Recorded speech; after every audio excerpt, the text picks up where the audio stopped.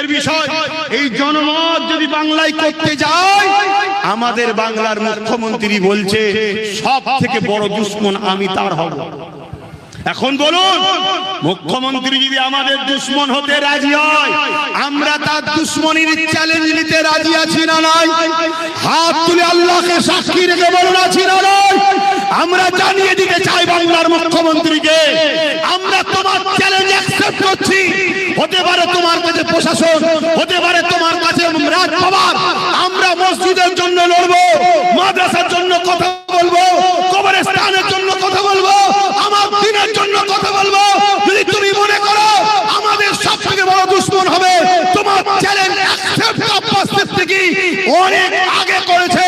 বাংলার প্রত্যেকটা ইমানদার মুসলমান তোমার এই চ্যালেঞ্জের মোকাবেলায় অ্যাকসেপ্ট করে নিচ্ছে।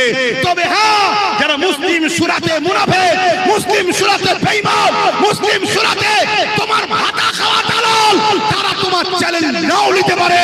ইমানদার মুসলমানেরা চ্যালেঞ্জ নেবে, সেই চ্যালেঞ্জ নিয়েছে। এই লড়াই বাংলাতেও হবে, এই লড়াই ভারতেও হবে। যে সামনে